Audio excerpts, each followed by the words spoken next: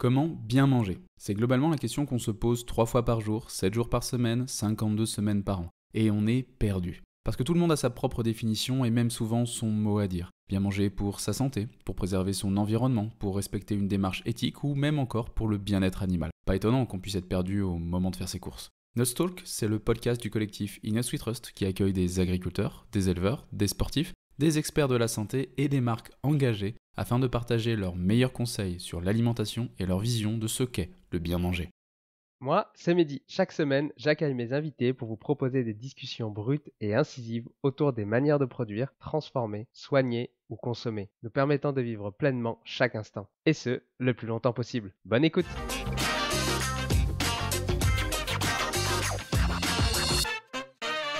Christophe Eberhardt est le cofondateur d'Ethicable, une marque engagée pour des impacts durables avec les producteurs et les terroirs du monde. À travers son expérience en tant qu'agronome travaillant avec des organisations de petits producteurs en Afrique, en Haïti et en Amérique latine, Christophe a développé une profonde compréhension des enjeux auxquels ces communautés font face. C'est ainsi qu'est née l'ambition d'Ethicable, de créer une entreprise qui ait du sens et qui favorise des débouchés équitables pour ses producteurs. Dans cet épisode, découvre comment Ethicable soutient le commerce équitable et finance les projets collectifs pour aider les coopératives à prospérer sur le long terme. C'est quoi un bon chocolat, de la filière du cacao à la fabrication des tablettes de chocolat? Comment réussir à proposer un prix juste pour les agriculteurs et les consommateurs? La différenciation des chocolats éthicables face aux tablettes conventionnelles? Et enfin, va-t-on finir par manquer de chocolat? N'oublie pas de t'abonner. Bonne écoute! Bonjour Christophe et merci de venir dans Nutstalk. Merci de prendre le temps de venir parler de ce que tu fais.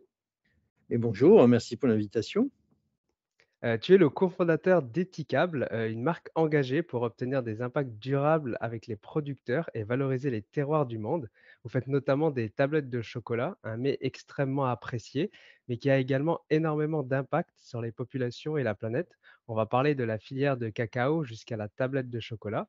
Mais avant tout ça, Christophe, pourrais-tu te présenter et partager ton parcours?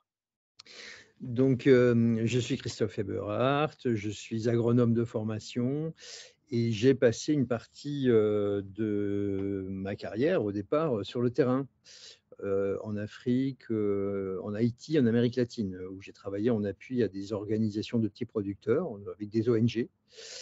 Et c'est en rentrant en France, au début des années 2000, qu'avec Stéphane et Rémi, Stéphane qui est économiste, qui est le gestionnaire de l'équipe, et Rémi qui est le commercial, qui avait eu l'expérience de la commercialisation des produits en grande distribution. Tous les trois, voilà, nous avions 40 ans et nous avions l'envie et l'intention de créer une entreprise autour du commerce équitable, et faire quelque chose qui ait du sens. Et donc, on a enclenché ça. Et pour moi, c'était une sorte de continuité après le travail sur le terrain avec des organisations de producteurs. C'était avec lesquelles j'avais travaillé avec des organisations notamment de café, de cacao. Et c'était une sorte de continuité que de travailler sur le développement de débouchés équitables. Qu'est-ce qui t'anime dans l'aventure Ethicable? Eh bien, ce qui m'anime, c'est que ça permet d'avoir de l'impact d'abord. Ça, c'est quand même là, en 20 ans maintenant qu'Ethicable existe, ce qui frappe et ce qui fait plaisir quand même, c'est qu'on a des partenaires, certains depuis 10 ans, 15 ans, 20 ans, qui sont des organisations de petits producteurs de café, de cacao ou d'autres choses, qui sont des coopératives constituées de 100, 200, 300, 500 producteurs, familles paysannes, dans souvent des territoires assez pauvres, marginalisés. Et puis, ça fait plaisir de voir ces communautés, ces organisations se battre, s'organiser, obtenir des résultats, améliorer les revenus, le niveau de vie, mais aussi améliorer le fonctionnement de la coopérative, en faire des organisations qui soient des vrais moteurs de développement sur un territoire. Et donc, voilà, ça c'est quelque chose qui nous motive tous les jours.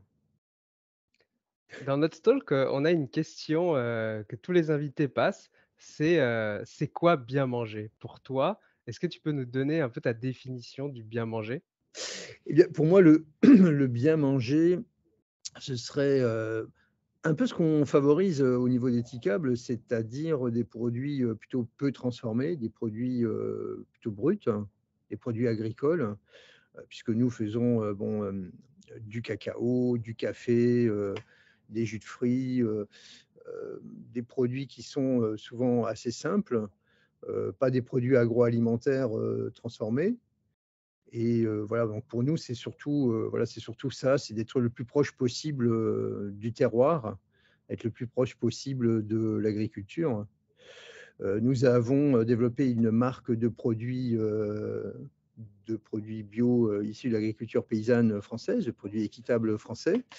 Et là aussi, on a fait le choix plutôt de produits assez basiques, c'est-à-dire qu'on considère que voilà, on a fait des farines, des graines, des fruits séchés, des choses qui sont des ingrédients qui permettent de cuisiner et qui valorisent au mieux donc les produits agricoles et l'agriculture et les paysans qui fabriquent ces produits. Alors du coup, tu as parlé de commerce équitable. C'est quoi, ou comment Éthicable valorise le commerce équitable? Eh bien, Éthicable est né autour du commerce équitable. On est une entreprise coopérative d'abord, on est une SCOP. On s'est créé en 2020, en 2003 pour développer le commerce équitable en France. On est d'ailleurs un des acteurs aujourd'hui importants du commerce équitable. C'est-à-dire que le développement du commerce équitable également aujourd'hui dans les rayons de la grande distribution en France, on y a également contribué. Voilà, le principe était d'acheter directement à des coopératives de petits producteurs à travers le monde. C'est-à-dire qu'aujourd'hui, nous achetons jamais à travers d'intermédiaires, mais toujours directement aux producteurs, à des prix rémunérateurs, à des prix qui se sont fixés non pas selon le marché, mais selon les coûts de production. C'est-à-dire qu'on passe notre temps à calculer des coûts de production avec les producteurs, à estimer le prix qui soit le plus rémunérateur possible, le prix qui permet de couvrir les besoins essentiels d'une famille, d'alimentation, de logement, de santé, d'éducation, d'habitat, etc. Et donc, on fait un certain nombre de calculs qui nous permettent de calculer ce revenu décent, donc le prix auquel le produit doit être acheté. Et puis, le commerce équitable, c'est aussi une prime de développement qui permet de financer des projets collectifs. Donc, les coopératives développent des projets à base de cette prime, mais également des préfinancements de récolte, parce que souvent, ces coopératives de petits producteurs n'ont pas accès aux prêts bancaires. Et donc, on préfinance avant la récolte qui permet à la coopérative de collecter, d'acheter auprès des agriculteurs membres les matières. Et puis enfin, c'est un engagement sur le long terme puisque voilà, on s'engage, en fait, on passe des contrats pluriannuels et on est engagé auprès de nos coopératives, pour certaines depuis maintenant 20 ans. Et donc, c'est un engagement sur le long terme. Et tout ça permet effectivement d'avoir des dynamiques positives. Ça permet de développer des systèmes de production plus résilients, plus durables, parce que finalement, si on veut éviter la déforestation ou faciliter le développement des territoires, il faut avoir des prix rémunérateurs et un accès au marché qui soit mieux-disant. C'est ça le commerce équitable qu'on défend. Tu as dit que Éthicable, c'était une SCOP, donc une société coopérative et participative. Pourquoi vous êtes parti sur ce modèle-là? Eh bien, on est parti sur ce modèle de scope, modèle dans lequel en fait l'ensemble des salariés sont les propriétaires, les sociétaires.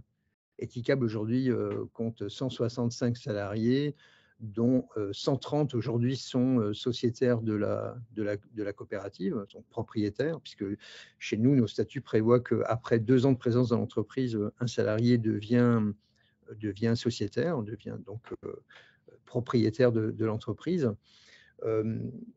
Ce mode de fonctionnement coopératif permet de s'inscrire dans l'économie sociale, permet aussi d'être en cohérence avec le travail de commerce équitable que nous pratiquons, de nos partenaires qui sont toutes des coopératives de petits producteurs. Donc, on a le sentiment d'être sur la même longueur d'onde, de se comprendre, d'avoir les mêmes objectifs. Et puis finalement, lorsqu'on a créé cette scope, c'était aussi dans le but de créer une entreprise qui soit une entreprise pas comme les autres, qui soit une entreprise qui fait autrement, qui pratique du commerce équitable, mais qui dans son fonctionnement soit également autrement. plus participative, en incluant mieux et davantage les salariés de l'entreprise, puisqu'ils en sont les principaux propriétaires, mais aussi parce que ça permet voilà, de se projeter, d'avoir un outil qui soit pérenne. Souvent, vous savez que les entreprises, lorsque les fondateurs ou les dirigeants s'en vont, partent à la retraite, ben souvent les PME, notamment les PME de la bio ou toutes les entreprises qu'on connaît dans l'alimentaire, souvent sont revendues, souvent à des grands groupes parce qu'elles ont pris de la valeur et évidemment le dirigeant en question souhaite valoriser au mieux le fruit de son travail toute une vie. Dans une scope, l'entreprise n'appartient pas à ses fondateurs. Les fondateurs sont des salariés comme les autres. Et lorsque les fondateurs partent à la retraite, ils partent à la retraite. Ils récupèrent le capital qu'ils ont mis au départ, mais sans valorisation. C'est-à-dire que l'entreprise est pérenne parce que les salariés vont pouvoir continuer l'entreprise sans avoir à la racheter, sans avoir à la payer deux fois. Et donc, ça permet, c'est un gage de pérennité de l'entreprise. Pour nous, créer une société coopérative, c'était aussi créer un outil qui soit au service du commerce équitable, qui soit un acteur qui se projette dans le temps et qui puisse porter le commerce équitable en France et qui soit une entreprise qui appartienne à ses salariés, mais d'une certaine façon un peu à tout le monde, parce que aujourd'hui, Etikable, c'est un outil au service du commerce équitable et c'est un ensemble de personnes qui soutiennent cette initiative. Tous les consommateurs qui sont impliqués, qui adhèrent au concept, d'une certaine façon, s'approprient aussi un peu cette entreprise-là qui est différente. Aujourd'hui, Etikable, c'est donc des produits équitables et biologiques et vous souhaitez les offrir au plus grand nombre. Comment est-ce que vous faites ça? Eh bien, parce qu'on les distribue au rayon bio de grande distribution. Donc ça, c'était un choix que nous avons fait dès le départ. Dès le départ, on a créé notre marque, notre marketing, mais également notre service qualité, notre service commercial, nos services de distribution, pour pouvoir travailler avec la grande distribution, parce que la grande distribution est un système plutôt exigeant. Il faut, voilà, il faut être préparé pour pouvoir être à la hauteur dans ces distributions, mais c'est aussi un système exigeant, mais également très efficace. Et ça permet donc de distribuer au plus grand nombre les produits. On avait le sentiment que c'était important que le commerce équitable pénètre la grande distribution, là où la plupart des gens vont faire leurs courses. Et ça nous paraissait voilà, important que ce soit disponible au plus grand nombre, ce qui nous permettait aussi d'avoir un impact en volume sur les organisations de producteurs, parce qu'aujourd'hui, bon, voilà, quand on achète du cacao, on achète dans chacune des coopératives 200, 300 tonnes de cacao. On a aussi un impact, je dirais, un peu volumétrique qui commence à devenir intéressant. Et donc ça, c'est plutôt une bonne chose. Et puis finalement, on arrive à payer des prix significativement plus élevés que les prix du marché, hein, puisque, par exemple, dans le cas du cacao, lorsque les prix du marché au cours de ces 7-8 dernières années étaient autour de, on va dire, 2500 $ la tonne, nous achetions nos cacaos entre 4000 et 4500 $ la tonne, donc presque le double, on va dire, ce qui permet effectivement aux coopératives de faire des projets et de développer leurs actions. Et finalement, on n'est pas forcément si décalé que ça en termes de produits finis. Aussi parce que bah, dans ces produits-là, le café, le cacao, de manière générale, la matière première compte pour une proportion assez réduite ou assez raisonnable dans le prix du produit fini.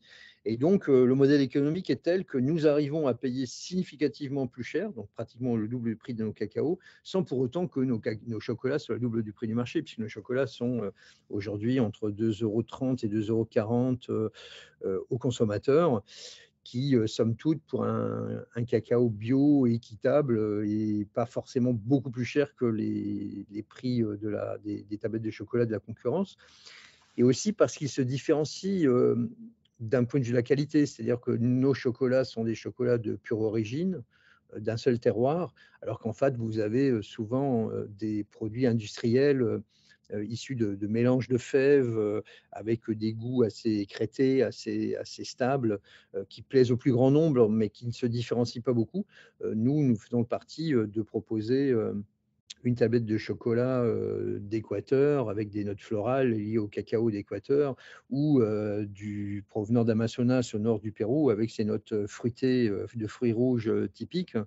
Et donc, on joue la carte du terroir et de la différenciation des goûts. Et finalement, à qualité égale, nos prix sont pas plus élevés que les autres produits. On va commencer à rentrer, doucement un peu dans, l'histoire du chocolat et comment on fait une bonne tablette. Mais d'ailleurs, ma première question, c'est quoi un bon chocolat? Ah oui, alors j'ai déjà un peu mordu sur cette question puisque pour nous, un bon chocolat, pour moi, c'est un chocolat d'abord dont on connaît l'origine et qui respecte le terroir. Puisque, comme les vins, les cacaos ont leur terroir et que, aujourd'hui, les produits industriels qui sont en rayon, sont principalement issus de mélanges de plein d'origines différentes, sont issus du marché de masse. On ne sait pas d'où viennent les cacaos. C'est un peu comme si on avait, un vin, avec un mélange, de Bourgogne, de Bordelais, et cetera, où on mélangeait tous les vins de France pour faire une sorte de mélange de vin.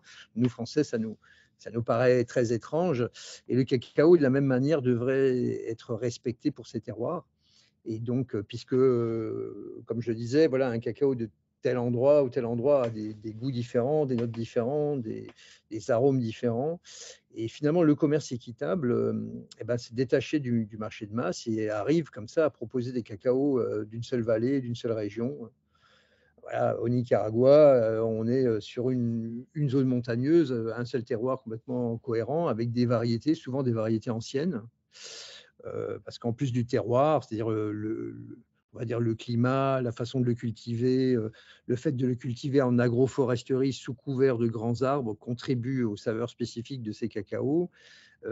Mais aussi le fait d'avoir des variétés anciennes, des variétés locales, des variétés natives, puisque on a dans le monde du cacao des hybrides plutôt productifs qui permettent d'avoir de grands rendements, mais qui ne sont pas forcément très intéressants du point de vue gustatif. Et souvent, les petits paysans avec lesquels on travaille ont, eux, conservé des variétés anciennes. En Amérique centrale, par exemple, pour reprendre ces exemples du Nicaragua, souvent des variétés qui génétiquement sont proches des criollos anciens, c'est-à-dire que ces premiers cacaos que les Espagnols ont découverts au moment de la conquête, qui étaient les cacaos utilisés par les Mayas en Amérique centrale. Et bon, évidemment, ces cacaos-là se sont ensuite hybridés, mélangés, etc. Mais ce que les paysans ont dans leur cacaoyère aujourd'hui sont souvent des variétés de cacao qui ont une forte proportion génétique liée à ces variétés anciennes qui leur donnent des saveurs particulières. De la même façon, dans les Andes, on a au Pérou, en Équateur, des variétés natives que souvent les gens ont trouvées sur place, qui ne sont pas forcément des cacaos issus de la recherche agronomique, mais que les gens ont trouvés dans la forêt et qu'ils ont eux-mêmes acclimatés, domestiqués. Ce sont des variétés anciennes qui ont des typicités, un peu comme les cépages dans le vin, et qui contribuent à ces effets terroirs. Donc c'est le terroir pour nous du cacao qui donne avant tout le goût du cacao avant d'entrer dans la question de la transformation. Puisque vous savez que le cacao donc, est un produit transformé par les producteurs eux-mêmes, un produit fermenté et séché.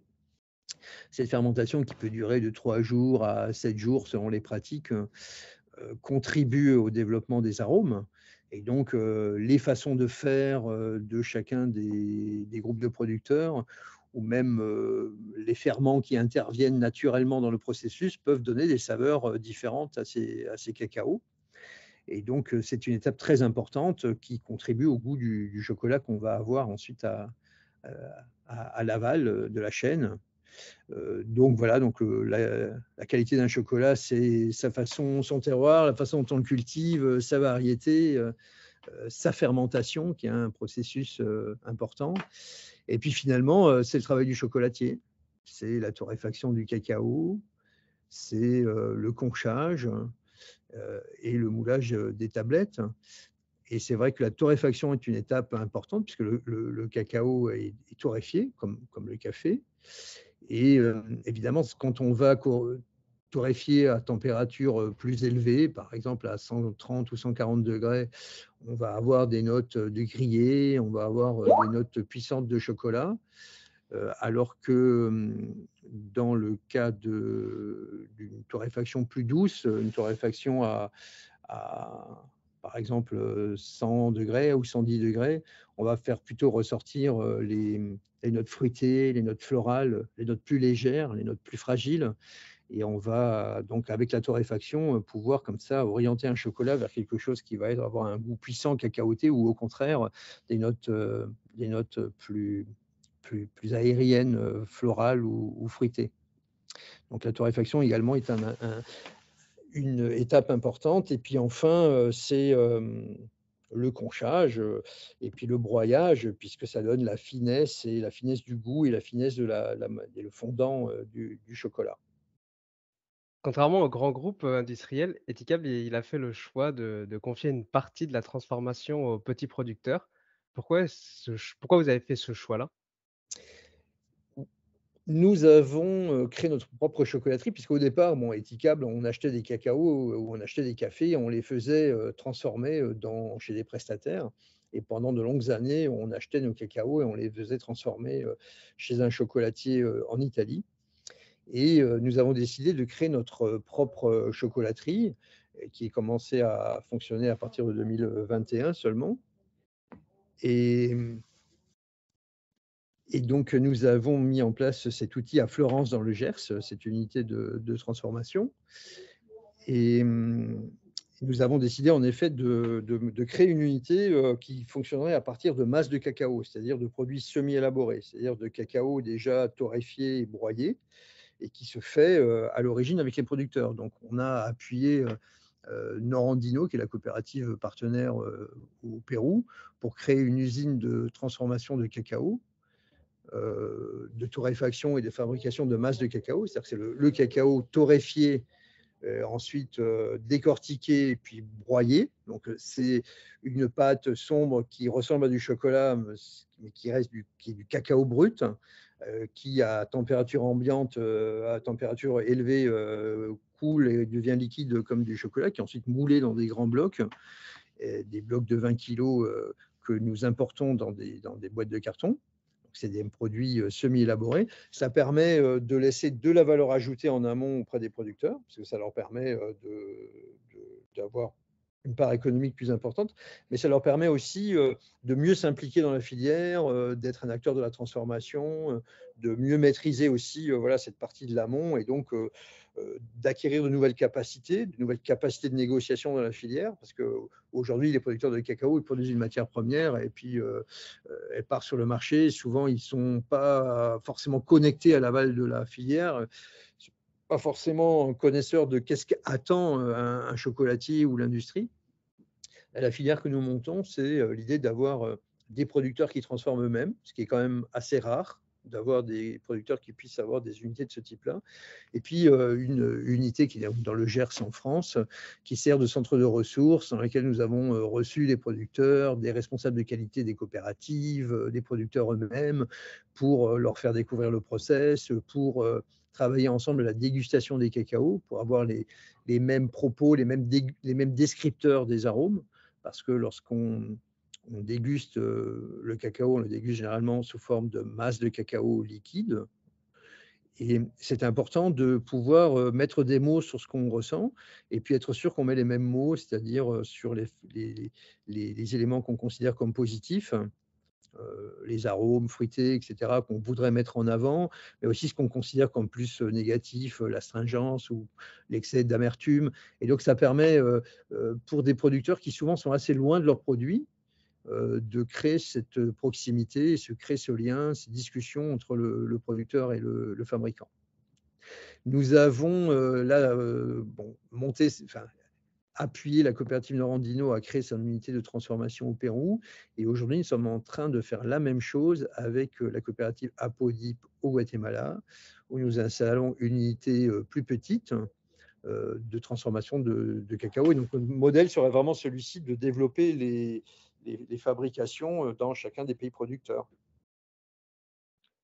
Du coup, si je résume bien, concernant, la valorisation des producteurs, donc ils sont payés, plus cher du coup, à la tonne. Vous payez vous, la matière première plus cher. C'est eux également qui transforment, la masse, de cacao. Est-ce qu'il y a d'autres choses qui font que, les agriculteurs perçoivent plus de bénéfices?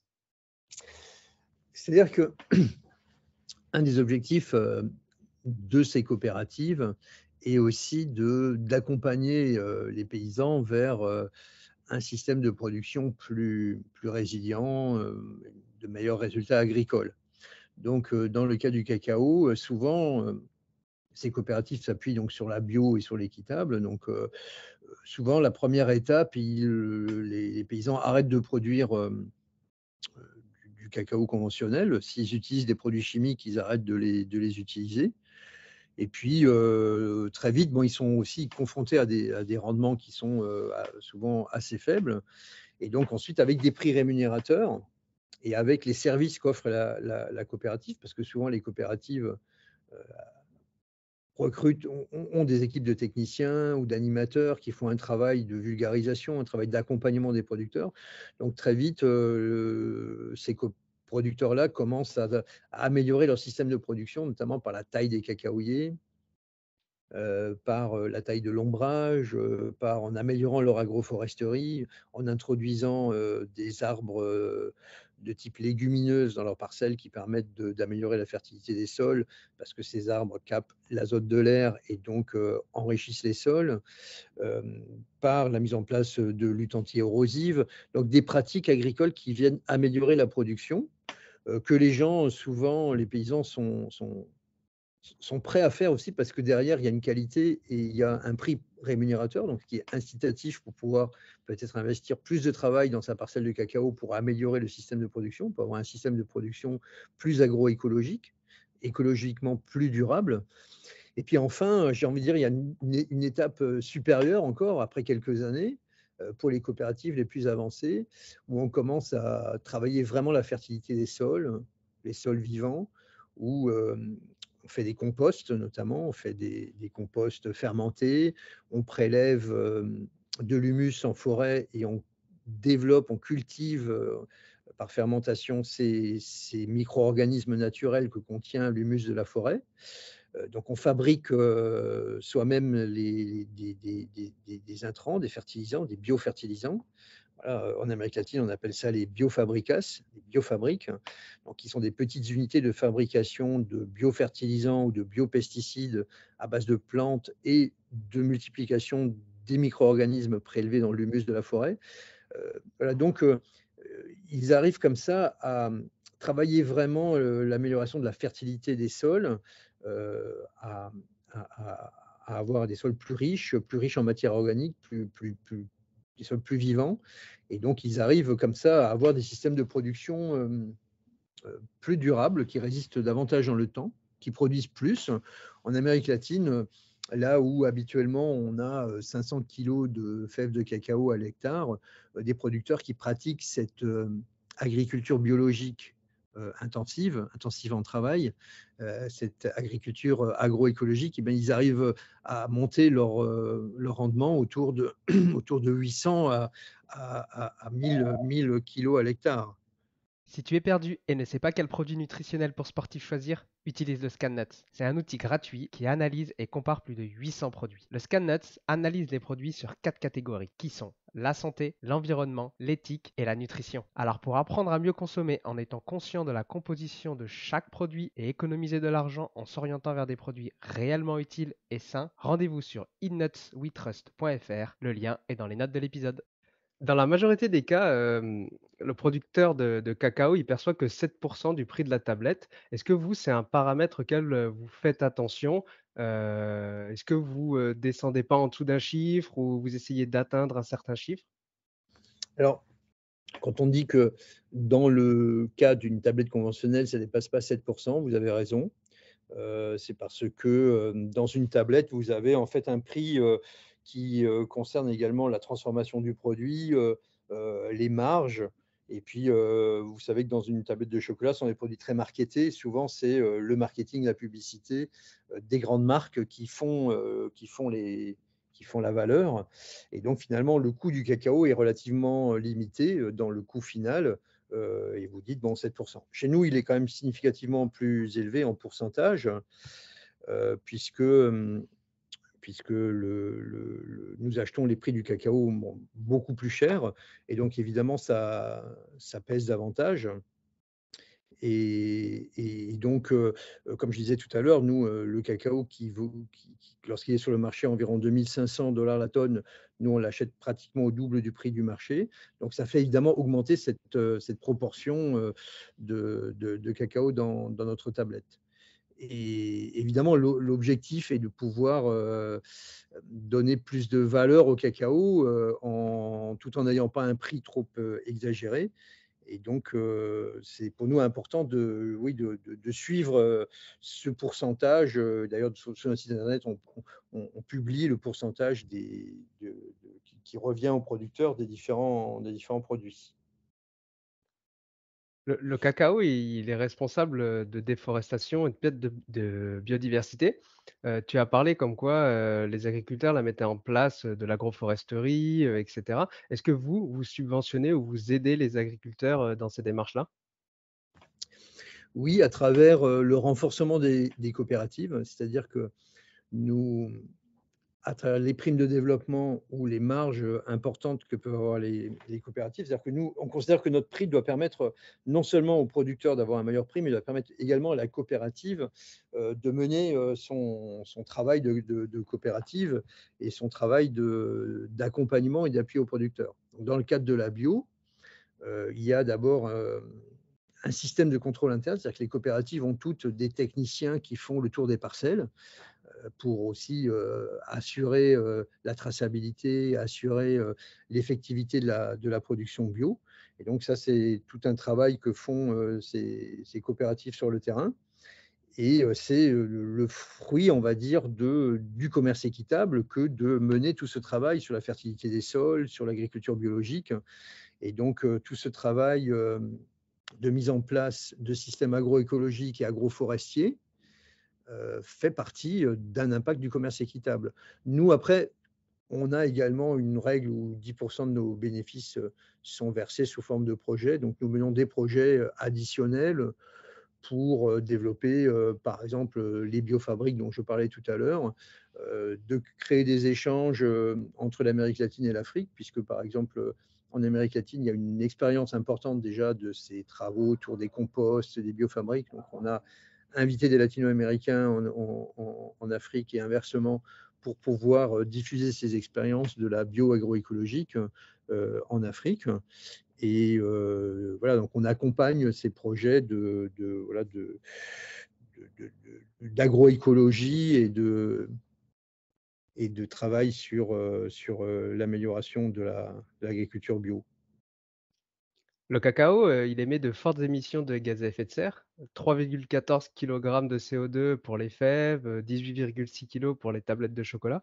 Quelles actions spécifiques, vous avez, entreprises pour, réduire l'empreinte environnementale des produits? Alors c'est intéressant ce que vous dites parce qu'effectivement, lorsqu'on regarde les SCV qui ont été faits sur le cacao, on est frappé par l'importance de l'empreinte carbone liée à la déforestation en matière de cacao. Puisque, bon, moi, les chiffres que j'ai, finalement, on se rend compte que l'empreinte carbone la plus forte selon les sources, les chiffres différents, mais sur les 14 ou 15 kilos de carbone par kilo de chocolat, au moins les deux tiers sont issus, liés à la déforestation à l'origine dans les pays producteurs. C'est-à-dire qu'en fait, lorsque le cacao est cultivé en pleine lumière, qu'on a coupé des forêts primaires pour y planter du cacao sans couvert forestier, on a une empreinte carbone extrêmement forte liée à cette déforestation qui est la plus forte. Donc, certes, il est important pour nous, et on tente de le faire, de limiter la dépense d'énergie dans la fabrication du chocolat. On a pris beaucoup de précautions dans la construction de notre chocolaterie, puisque aujourd'hui,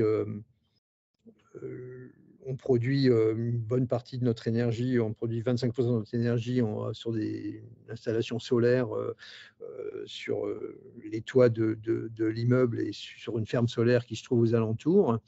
Et en plus de ça, nous achetons l'entièreté de notre électricité à Enercop complémentaire. Donc l'ensemble de l'électricité est verte. On a installé comment on appelle ça, des chauffages, des chaudières au granulé au bois, qui dans l'industrie est quand même quelque chose d'assez rare.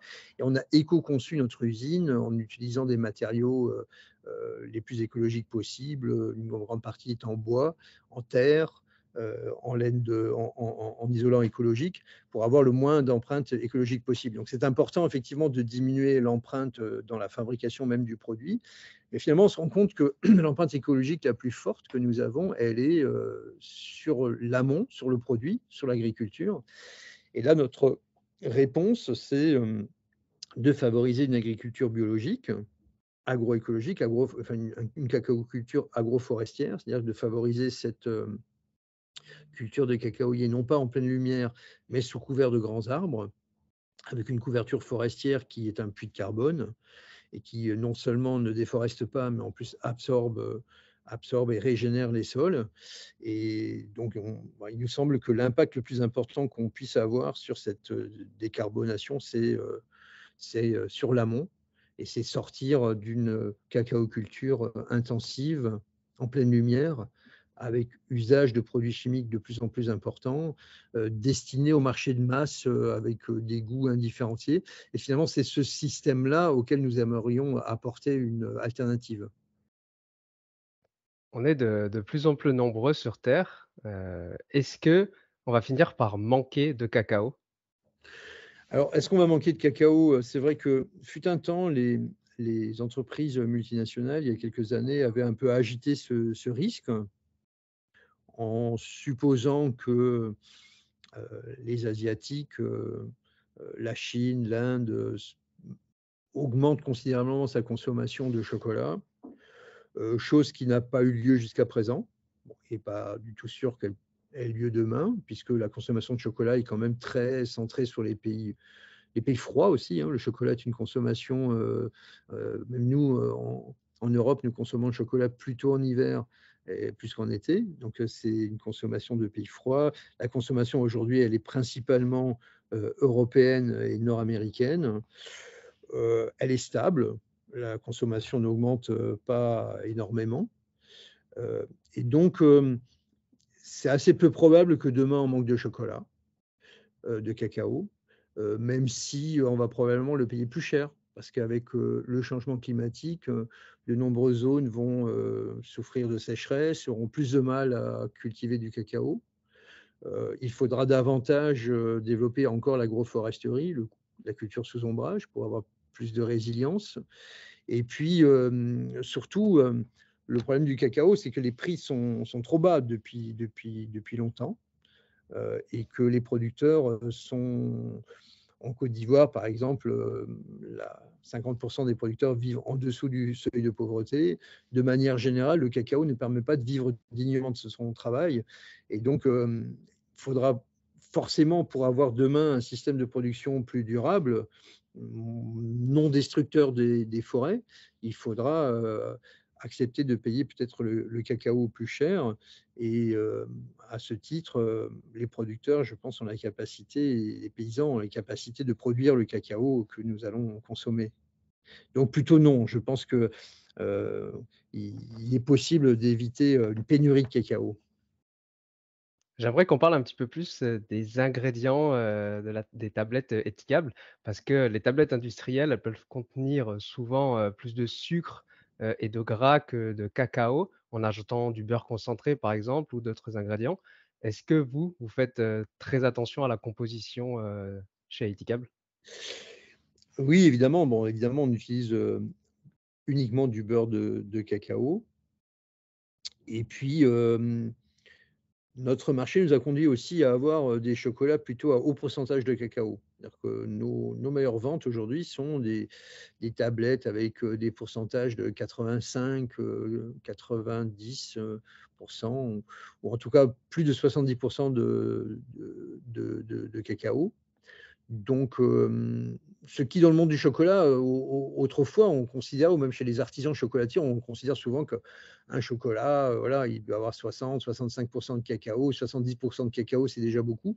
Or nous, on constate que nos consommateurs, les gens qui adhèrent au concept d'éthicable et qui vont acheter des produits bio-équitables au rayon bio, heu, optent plutôt pour des pourcentages très élevés, 88, 85, qui sont nos meilleures ventes.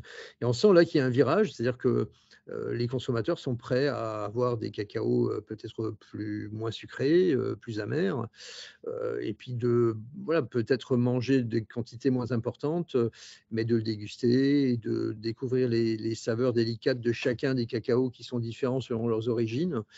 Et donc, voilà, il nous semble important de ne pas mettre évidemment de matières grasses, végétales autres que le beurre de cacao. Mais il nous semble important aussi d'avoir, un pourcentage de cacao qui, voilà, donne du caractère, au chocolat.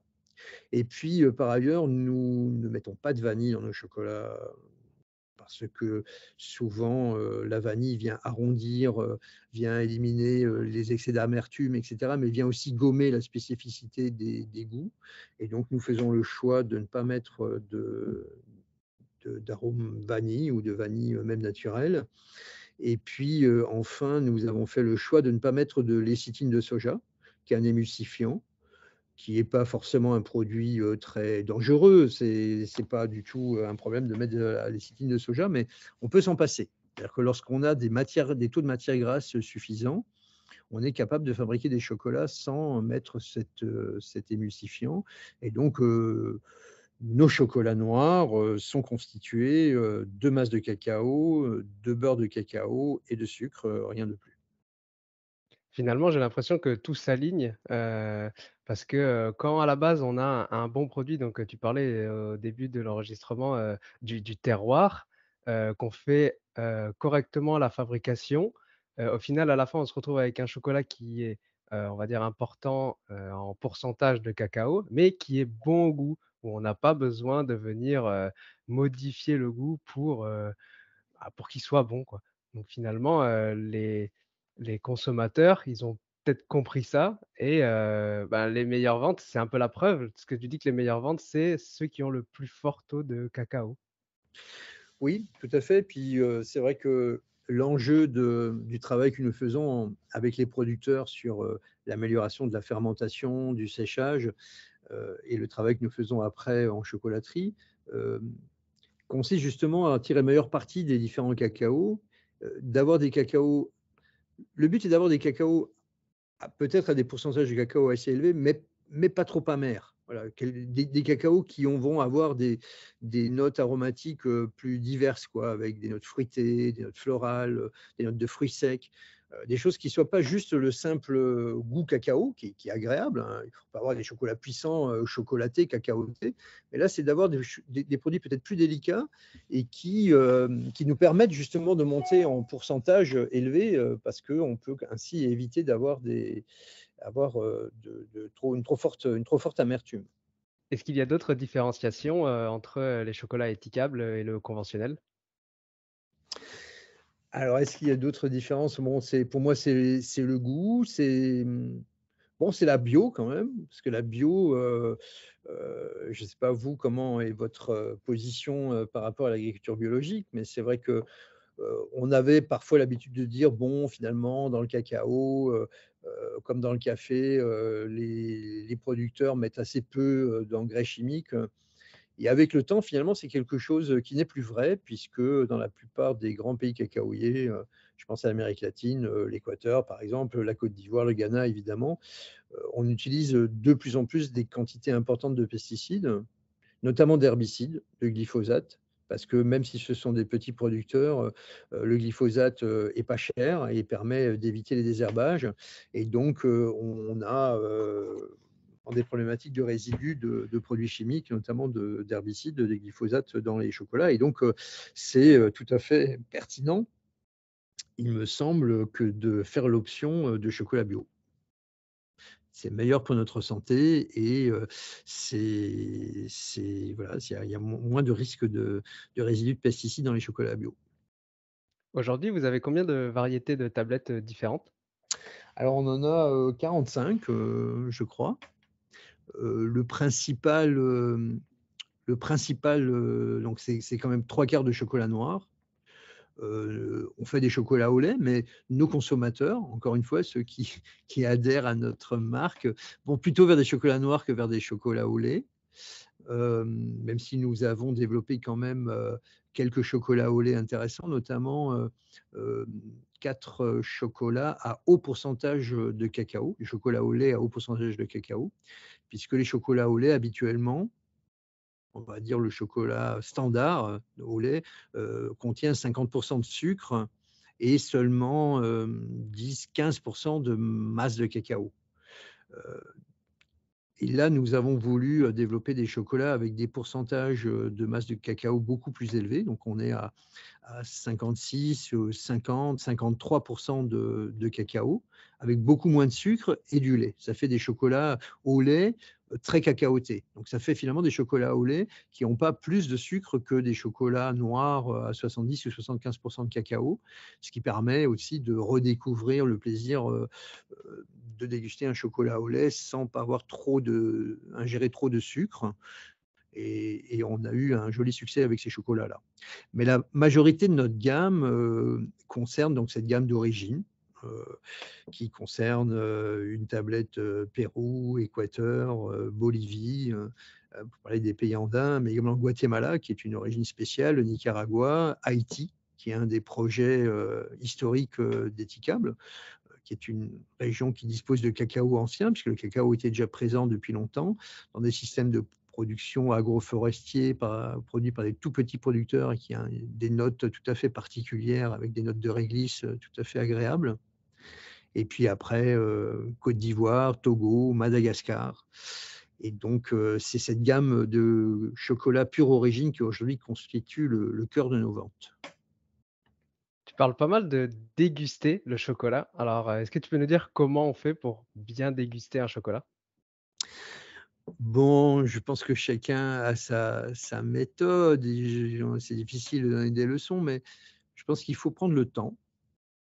Il faut, le manger en toute, conscience. C'est vrai que c'est une sucrerie et il faut éviter de de de s'empiffrer. Et je pense qu'il faut, peut-être laisser fondre, le chocolat en bouche. Il faut apprendre à le laisser fondre, quoi. Ne pas le croquer à pleines dents, mais le laisser fondre lentement pour pouvoir, apprécier, les arômes qui apparaissent au fur et à mesure de la fonte du chocolat en bouche.